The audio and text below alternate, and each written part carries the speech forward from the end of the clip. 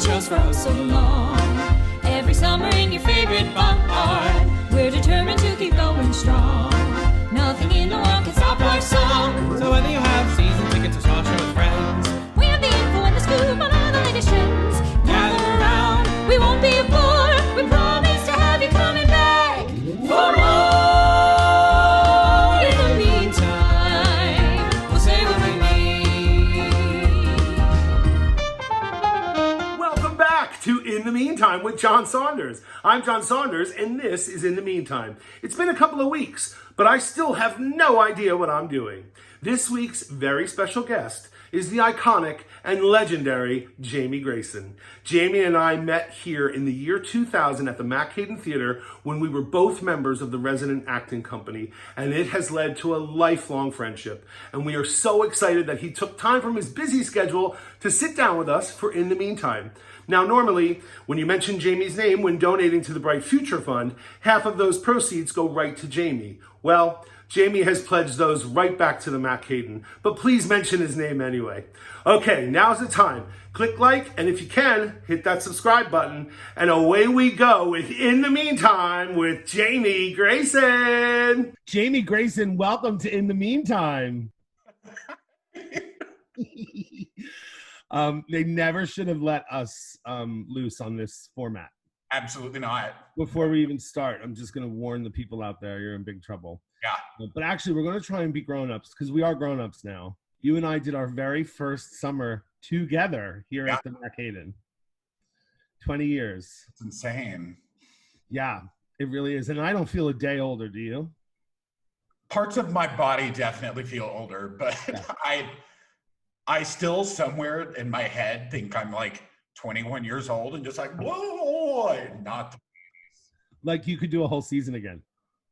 I mean, I remember when the Seven Brides summer, when the first Hairspray happened. Yeah. When y'all were like, oh, do you want to come up and do Male Authority? And I was like, absolutely, I'll take a break from like my baby job. And I was like, wait, could I do the whole season? And I mean, that was 8-9 years ago. So I mean, I was like 31 and I did the entire season. It's just too much. Well, let's start at the very beginning. Where are you from, Jamie, originally? Arkansas. Grew up in Arkansas. What part of Arkansas?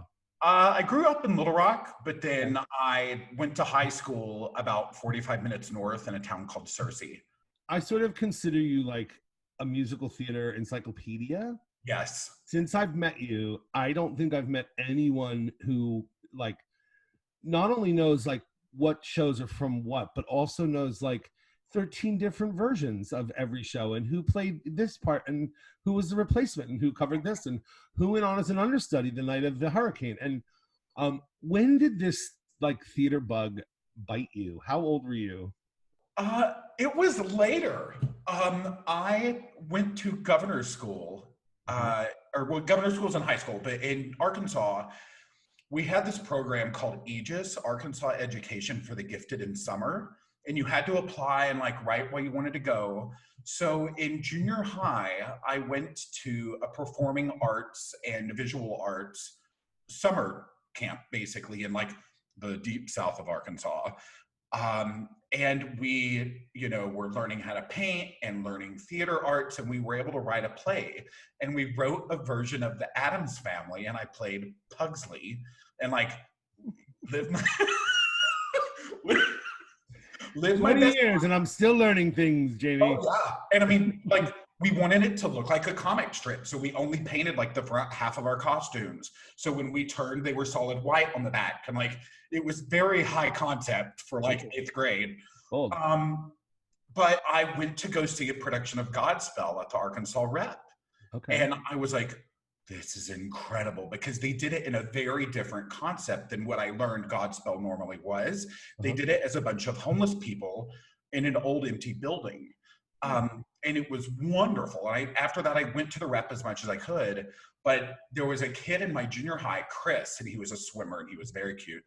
And he gave me dubbed versions of Les Mis and Cats and Phantom on cassette. And I started listening and I was like, oh, this is great. So the first when CDs happened, back when we were young, the first CD I ever bought was the concept album of Evita with Julie Covington and Colm Wilkinson. Again, ladies and gentlemen, welcome to the Encyclopedia of Jamie Grayson Theater. And it went downhill from there, downhill. But I just started amassing all of this, and it was, I mean, I think like the psychology behind it can veer off in many ways, because I was, you know, growing up in the South and very closeted, and, you know, didn't really know what I was doing with my life at all. And so that was a way for me to focus on that instead of that. So I was super into learning about musicals, but it also went into like Quiz Bowl. Like I was like captain of the Quiz Bowl and MVP all the time. Super nerd, because I have almost a photographic memory. So I just retain everything except for now phone numbers, because they're all on our phone. Yeah. I remember that about working with you. I remember that you could maintain choreography like better than anybody.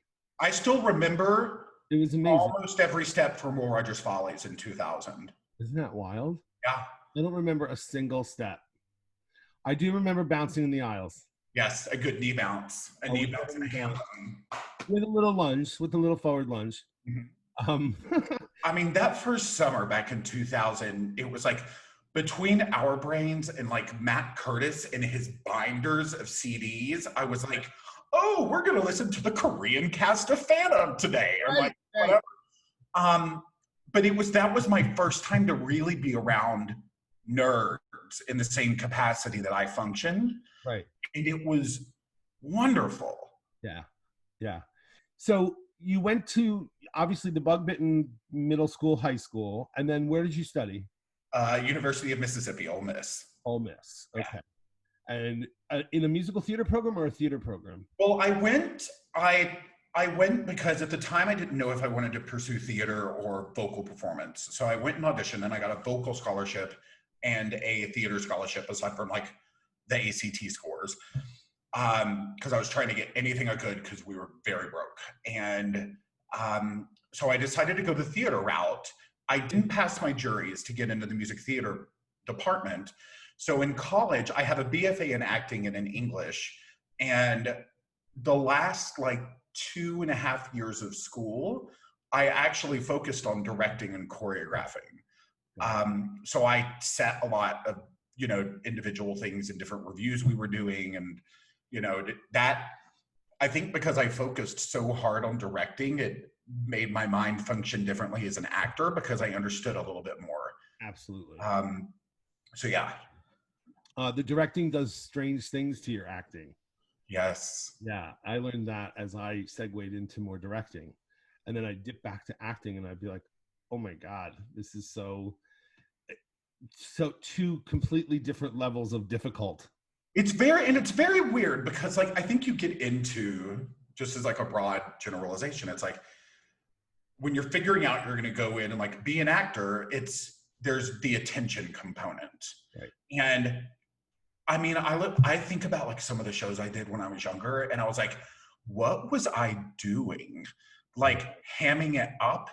And when you really start to look at the other side of it, and you come at it from a director's mind standpoint, you're like, no, I have to serve the story. I have to serve the piece of this. Yeah. And it's a very different thing than just like, yeah. Let's talk about how you came to be at the Mac-Haydn. So it was my junior year. I had a contract at a theater in Vermont called Saxon's River, and I was like going to be making $50 a week. And I was like, I'm playing Bill Calhoun in Kiss Me Kate, and I had just seen that revival of Kiss Me Kate with Stokes and Marin and Amy Spanger and Michael Buress, and like flawless revival. Flawless. It was amazing. It was my introduction to the show. It's still like one of my favorite things I've ever seen. So I was like, oh, I'm going to do Bill Calhoun, and I'm playing Billis in South Pacific, and this is rad. And no lie, a week before I was supposed to go to Vermont, Brian Murphy, my best friend on the planet, was up at the Mac that summer, and he was like, Cesar Guadamus, this guy never showed up. And they need somebody now. And all through college, we had Cesar's headshot on the wall in our living room. We had our headshot wall of fame in college, and Cesar was on our wall. So I made my little resume and sent it up to Barb, and they were like, okay. So I never auditioned to be hired at the Mac. Nope. And I remember I took a plane to New York, got on an Amtrak.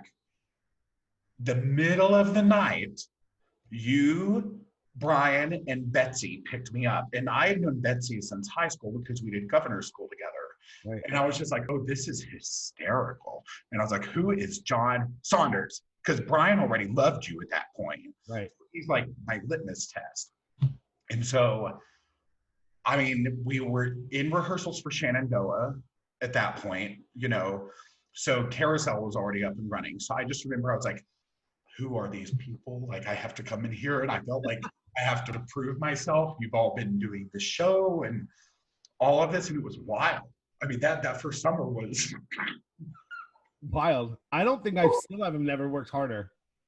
I will say, it's one thing I always say about the Mac, because it is like one of the last summer stock theaters, like true stock theaters. And you can go to college wherever you want. You can go to a conservatory, you can go to a regular university, whatever. The training that I received doing summer stock is so much more valuable than anything I learned in college, because you're really, I mean, you get one day off every 2 weeks, you're working hard, and you're trying to figure out like stamina. How do you do this? Because it's exhausting. And at that point, I'd never been in a musical in college. I was never cast in musicals. And I came back, and all of a sudden they were like, oh, you worked professionally, we'll cast you now.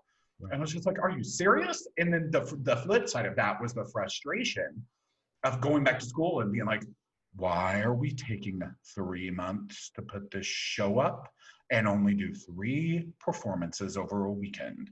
I don't understand why no one's off book. Why can't you retain anything? And I would get really frustrated. When's lunch? Like, oh. So you did the summer at the Mac, then you did a bunch of tours. You worked kind of regionally. Oh yeah, I worked in Wichita at the Crown Upside Down Dinner Theater that I don't do anymore. Pretty sure I saw you in a show there. I mean, you're welcome. I'm giving you high art. Always. Yeah, I worked there. I worked at West Virginia Public Theater. I worked at Circa 21, La Comedia, Virginia Music Theater, did the tour of Whorehouse. But yeah, I mean, I've done, I don't know how many hundreds of cats. Cats. Well, interestingly enough, my next question was about how you popped in and out of the Mac over the years and still are. But one of the most notable returns was to come back to do our Cats makeup tutorial, which was out of this world. So at that point you had done who knows how many productions. Like so many productions. I did Cats 5 times. So up until that point, I don't think I had set the makeup for the show yet. I think that was the first time I'd ever done the makeup for the show. And after that, I have done the makeup a couple times. But it was wild. I mean, it was one of the funniest, most exciting moments at the Mac when you showed up and knew every single cat's face. I remember the first time you had us in the rehearsal room, because I too was in Cats. Mm-hmm. Best of it. Single track, easiest track I've ever done in my entire cat life, and the only track I've done in my cat life. And now, a word from our president. Paul Colarusso, currently quarantining in New York City, is here once again to answer our burning questions. Paul, it is still 10,000 degrees. There's hurricanes, there's high winds. It's so hot. What are you doing to battle this heat? Shower! Thank you, Paul.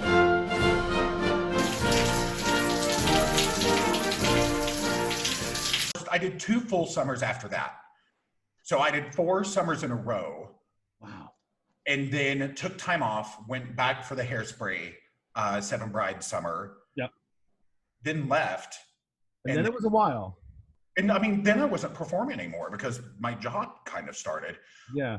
And I want to talk about that, I think, before we go back to your return. A survival job for you turned into this kind of lifelong career.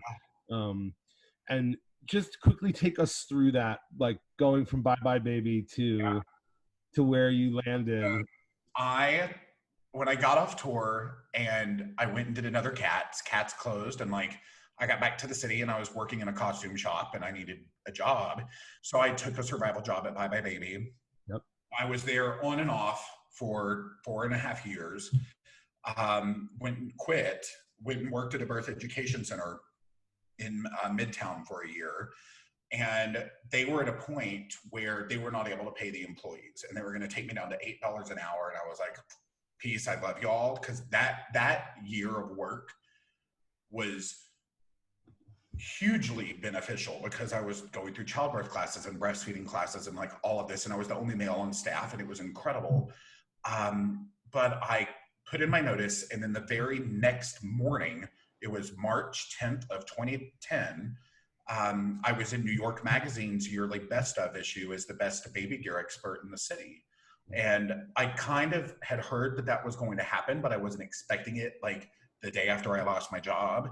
So I had like 600 emails the next morning and like all of this media attention. And I did like Today Show and Martha Stewart, but I had no job.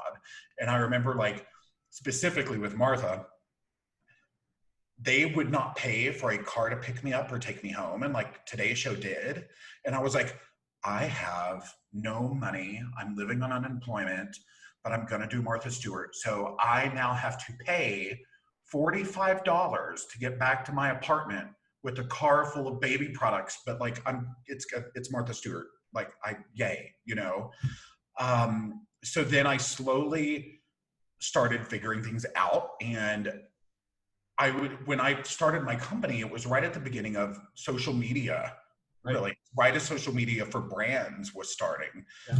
So I started like a Facebook and a Twitter and eventually Instagram, and then started doing like private work with brands, and then started doing speaking events. Mm-hmm. And, you know, over the years, I have done well over 200 speaking events across the world on baby products.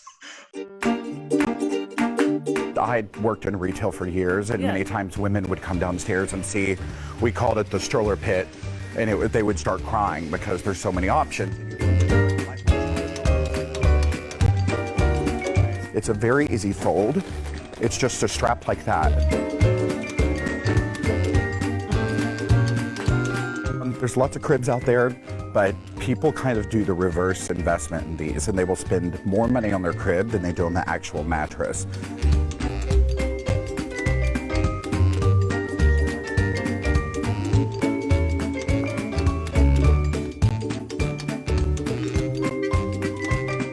Oh man, back in 2005, the Bugaboo Frog came to America, and it was on Sex and the City, and everybody was losing their mind. So I was hired at another store just to talk about the Bugaboo Frog 3 days a week. They were the catalyst for like the baby gear renaissance, to be honest, because they came out with this really cool stroller.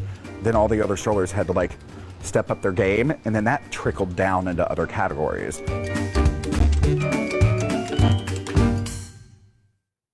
How was that decision for you when you had to kind of decide, like, I'm going to do this? Scary. Yeah. It was terrifying.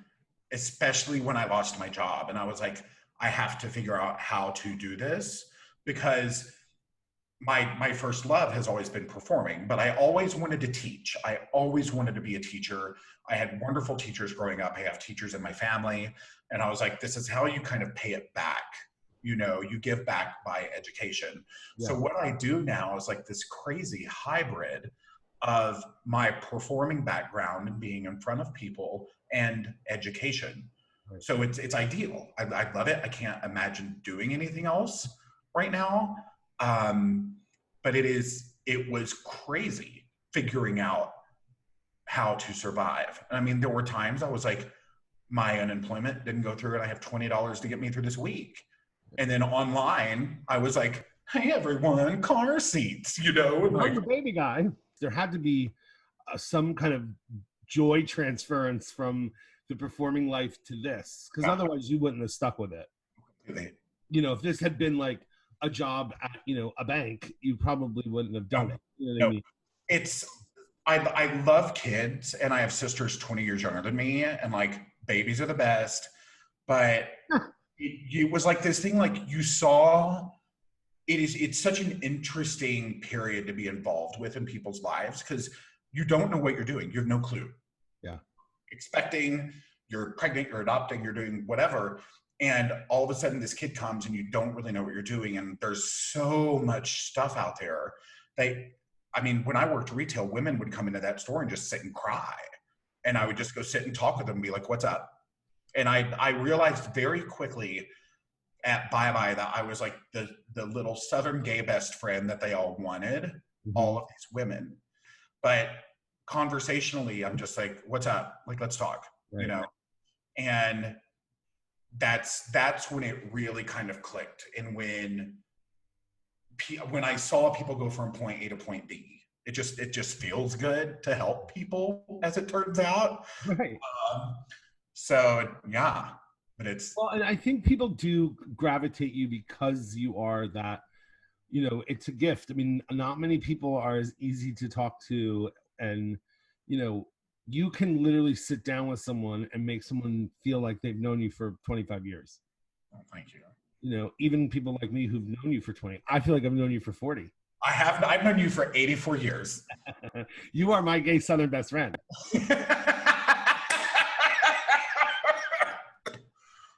Oh, it's so funny. So you mentioned social media, which I always do think of you sort of as a pioneer on there, because you were one of the earlier people, and I don't think you're not an influencer as we know the term today, you know, but as somebody who has so many followers on social media now, and what is it like to run and maintain the business in a platform that seems to just change all the time? Now it's very different, but it's been crazy because all three platforms that I use function very differently, and I think that's one of the reasons I like it, is you're always having to stay on top of things. You're always having to read, like, you know, but the flip side of this is you always have to be involved. You're always there. And normally I, you know, can go to a play or go to a movie and get on a plane and go do a speaking gig. And I have a rule that when I'm on planes, I do not connect to the internet at all. It's one of the only times I can really shut off. I'll like read or take a nap or watch a movie. And now, because all my speaking gigs are canceled for the year, next year, who knows? It's not going to happen. But it's like this screen, like I have blue light glasses now because I'm on my device all day. And it really, you have to learn to set boundaries with yourself with social media, I think, regardless of how you use it. Because I have noticed, I've always been like a little weirdly introverted and weird, but when social media really became like so important to my job, I noticed my anxiety levels skyrocketed. Sure. My two cardinal rules of social media is I do not address anyone online unless I would say it directly to their face. I think one of the biggest problems with like our devices is it makes us anonymous. Yeah. And you can respond in like, specifically in the theater community, when people just like tear people's performances apart on the internet. And like, that's hugely detrimental to the process. And like, good for you for having a Twitter account. You know, I call it keyboard courage. You're a keyboard warrior. That's all it is. And so I never respond unless I would say it to their face. And then I never put anything on the internet that I would not want on a billboard with my face on it, because that's what it is. The internet is. It's your personal billboard.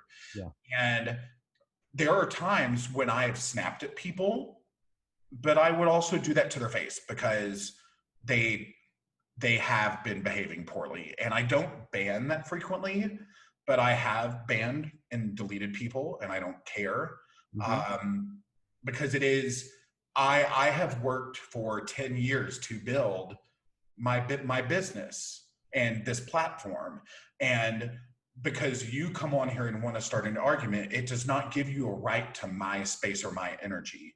So obviously you became the big this hit on social media, and then I remember I saw the show The Drowsy Chaperone, which I consider a masterpiece. It's my favorite show of all time. I saw it several times on Broadway. Yeah. I have a deep love. Yeah, I mean, I literally had no idea what I was walking into in the city, and then I think I saw it like 7 or 8 times in the city. I wish I could have. I couldn't get enough of it. I mean, I couldn't get enough of it. I saw it was just so amazing. But I'm telling you, the minute the man in the chair walked on the stage and literally opened his mouth and said one word, I was like, they wrote a show about Jamie Grayson? Yeah, that's how I felt when I saw it. I mean, we always try to like fit ourselves into roles, and like, like I always wanted to be Billy Bigelow, and I've never really feel like I've seen like, oh my God, that's me. I have never seen a role fit a person more than man in chair. So we literally chose, when we finally were able to get the rights to it, Lynn, I remember Lynn and I being like, we'll do it if Jamie will do it. I remember when you texted me. I was still living in New York, and I got a text from you out of nowhere. Right. And you were like, so what's your like schedule like this summer? Like, could you come up and do something? And I was like, if you're going to do Drowsy Chaperone and I can do Man in Chair, I will quit my job. And we had never even discussed the show. We had never discussed Drowsy together as friends. Ever. And you were like, funny, because that's what we want to do, and only if you can do it. And I was like, done. There's nothing that would make me happier, because years back, I came very close to doing Man in Chair on the tour. Okay. And I was like, Matt didn't get it. John West did it. And I love John. He's hysterical. And I was like, also Mac-Haydn alumni. Yeah. And so I never thought I would do it again, or have the opportunity, because I don't really perform that much anymore. Yeah. So I was like, oh my God, it's happening. And it's happening like at home. Well, my advice to you is... Listen, here it is. While you can. Did you hear that? You can't quite make out what she says because someone drops a cane. I'll play it for you again. While you can. Does she say live while you can or leave while you can? While you can. I mean, it is Beatrice Stockwell, so it could just be a cynical quip. But this is a wedding after all, and that's what you think when you're at the altar, isn't it? Live or leave. So you choose to live because you do love her in some way. It's not an exact science. An arrow doesn't come down out of the sky and point at who you're supposed to be with. So one day you say it. You say, I love you. You phrase it as a question. They take it as fact.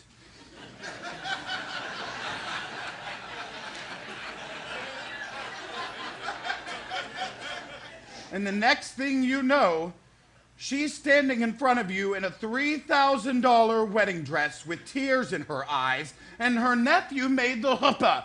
So what do? You can't say I was kidding, I was joking, can you? No, you can't. So you live. And then after several months, you're staring at that alien form next to you in bed. And you say, who are you? Who are you? And then one day you say it out loud. And then it's a trial separation and couples counseling. And all of the conversations are about her reading disorder and your Zoloft addiction. And you're constantly redefining and reevaluating and revisiting. And then you lose the deposit on the house. And then the whole relationship ends on a very ugly note, with your only copy of Gypsy spinning through the air and crashing against the living room wall. Still, and I'm in a broader sense, in a bigger sense, It's better to have lived than to have left.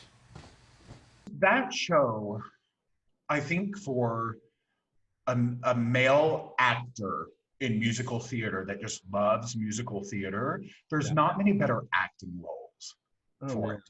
And you get to be in a musical and watch a musical at the same time. And it's the weirdest because it's very similar to doing like chorus line, like you don't put anything on. Nothing about what I did in Drowsy, I ever felt like I was acting. I just felt like I got to be present and kind of go through it. And it was always very different and really interesting being that intimate with people because the theater is so small. And typically you're in a big house with a proscenium. So it was very different, like being eye to eye with people because it's very funny, but it's also like a very moving piece. And it's like, this is especially right now, like I'm supposed to be doing Drowsy in Atlanta right now. Right. And right now, I mean, Drowsy to me is like what should happen immediately when this is done, because it reminds us why we all like theater, why we all flock to it. And it was just, I mean, I remember the first time we ran the show, because prior to going up there, I had connected with Bob Martin on Twitter, who wrote it, and the original manager, for those of you who don't know. And we were emailing back and forth, and he gave me all of these notes and documents about like building the show. And he's like, it's the hardest rehearsal process you will ever have because your scene partner is not there. You know, they did the Drowsy reunion concert probably a year after we did it at the Mac. So I went, I flew back to New York to go, and I went with Bun Shaft and Katie from our production. And when I bought my tickets, I didn't know where my seats were gonna be, but I ended up being at the lip of the stage at 54. So like Bob was there, Beth was there, like all of the people were there, and I was just like losing it. And me and Jordan and Katie are just like laughing and crying the whole time, and it was magic. And I got to meet Bob after it, and he was like, "Oh God, it's so nice to meet you," after emailing. And then on the walk home, walking through Midtown, it had been raining. 2 blocks away from the theater, I found one of the original Drowsy Chaperone monkeys in a puddle. No lie. One of the merch monkeys in a puddle in Midtown. No way. The universe. It was just meant to be for you to be somehow connected. That man in chair is you. It's me. Yeah, it's awesome. In the meantime, obviously you had to pivot the business, as we all have. So you have pivoted to something really cool, and you're promoting Black-owned baby businesses. So talk to us about like your arrival at that and how that, tell us what that's about, and tell us with all the speaking gigs being canceled, I mean, that's half of over half of my revenue for the year. Sure. And so I was like, I have to figure out things. So like we're doing a lot of virtual stuff, you know, and webinars and all of that, and like figuring out new ways to kind of work, because brands also are very hesitant with marketing dollars right now because it's not a huge buying economy. I mean, people are still buying things, babies are still happening. But when the George Floyd murder happened and this latest round of the Black Lives Matter movement happened, because it's not a new situation, sadly, we were like, you know what? We were like, what do we do? Because the industry is all run by older white men. Just because you have the kind of factory component of it, and a lot of it's made in Asia. Mm-hmm. So we were like, how do we do something that is socially responsible right now? Because I am inundated in this space. I'm saturated in it. I know the industry very well. I knew a very few companies that were owned by Black people. So I sent out a couple feelers to a few that I knew, and we had hundreds of responses. So now we have like a living document on the site where you can go and support specifically Black-owned businesses that I had no idea existed. And the response has been incredible. And every Tuesday, we highlight a Black-owned business, like a social media takeover, before. It's not about us and what we do. It's about one company. So it's just been great. It's been great. It's a real action. Mm-hmm. You know what I mean? It's a real action that you can do. And it's interesting. I feel like I'm waiting for us to get started again, that I can do the same. Like, you know, obviously I can think and plan and educate and listen and read, but like, I can't wait to like be able to put stuff into practice. Yeah. I think right now, the fact that that happened on top of the coronavirus situation, it's kind of like, I was watching an interview with Kelly O'Hara about this actually, and she was like, this is a hard reset for theater. Yep. And we are now in charge of building something very different and much better and more inclusive than theater ever was. Yeah. And that's so exciting to me, that I can't wait to see what happens going forward, and not only from a race standpoint, but like, I'm a huge fan of Deaf West, and like, you know, just making theater more accessible and more inclusive across the board. I think is we're on a precipice of a major change, just societally, and I think we would not, hopefully, we are not going through this very difficult situation right now without coming out of it on the other side having learned something. Who are you quarantining with? Myself. What is your food of choice? What are you eating? I'm making a whole lot of pasta. Oh. Like, I love to cook because normally I'm on the road and I eat in restaurants way too much, which is like first world problems, but it's awful. So I love to cook. Cool. Like, so you're eating a lot of good stuff. Yeah. Well, I've seen you with a lot of your fun kitchen gadgets too. You love a kitchen gadget. I do love a kitchen gadget, truly. Quarantine couture. What are you wearing every day? You're looking at it. This is a merino wool. I have like 4 or 5 sets of these. It's like a long john. I have on shorts today because it's warm, but this is like my most comfortable, wonderful. It's a company called Sloom, and I love them dearly. Oh, I've seen you mention them a lot. Yeah, they're just wonderful humans, and like every Christmas they send me like a big pile of new scarves and everything, and it's just the best. But this is so comfortable, and because it's wool, it doesn't get hot, so you can wear it when it's warm out. And like, you know, it looks like it's long sleeves, but I can like wear this to the grocery store and all kinds of stuff, and who cares? What do you miss the most since this pandemic began? If you had to pick one thing, what is it that you miss the most? Humans. Some final words of advice for your fans in the baby world and also in the theater world. What are your words of wisdom right now for us? My word, since this all kind of started, is grace. You have to give yourself grace, because none of us have dealt with anything like this before, and it's weird. And if you wake up and don't feel like doing anything, hooray. If you wake up and feel like being productive and want to go outside or start a new craft or learn to crochet or whatever, awesome. You just have to kind of be easy with yourself right now, and vote. I love this show so much, and I've never even seen it.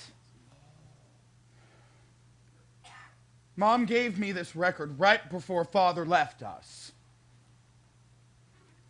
He didn't leave because of the record, but I'm sure that didn't help matters. Look, I know it's not perfect. The spit take scene is lame. The monkey motif is labored. But none of that matters, because it does what a musical is supposed to do.